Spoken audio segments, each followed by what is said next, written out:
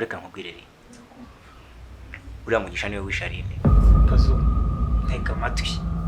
Mugisha ejo bundi twarahuye nijoro arimo arashaka taxi vatiri yataye umutwe. Shahi ibe ntabwo biba byoroshye. Ari nibura namushatse mukunzi. Ndabibona kabisa. Nyine umutima wanjye ukuntu mbamanye nawo mba numva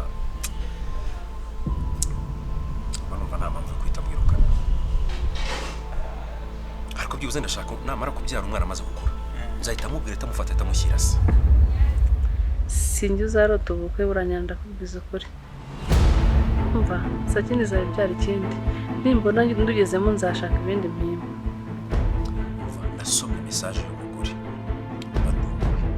akushukuza kugira ngo umugore nako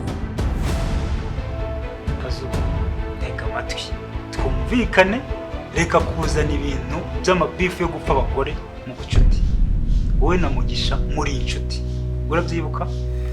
mfite mama w'umugome aramutse abimenye kuri uwo mugore yaje aratwitiriye atari yanjye kano kanya tuvugana yahita amwifashisha itabona. Nibaza uburyo umuntu afata umwaka apanga kuzica umwana atwite.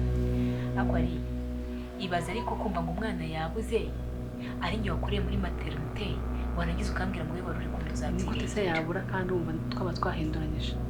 Ababyeyi ko baba bari kubisa ubona bababaye yarenze akabyara hari ubwo bareba umwana we wafashije. Iki ntabwo nyikwijeje ariko reka kugira inama ubundi wabyara umwana wawe ukabyara umwana ukamwiririra. Ako Kazo ubundi uretse no kwirengagiza ikibazo giharura cyiza ababyeyi banjye ntibagukunze.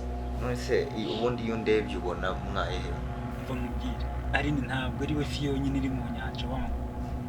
Aline ntabwo ari we mukobwa wenyine uri muri iki gihugu. Bazabona abandi bantu. None se hari umukobwa utabona ko ndi nyamweru? Uri kumva nkubwire muvandimwe ko mudatekanye wanjye. niwe mupolisi w'inshuti yanjye tuziranye kandi niwe wamfasha gusa. Nari mbyarimo gatsinziriye tanshikukira hejuru nje rwayo nyamama. Ndakwinginze mfasha kuko Umugisha ntabwo yakwishyikira umugore we ya. Ibyo bibazo mwumbaza njye ntabyo nzi. Genda umucumbitsi hano ikindi kandi inzu nayo irangiye no kugusa neza.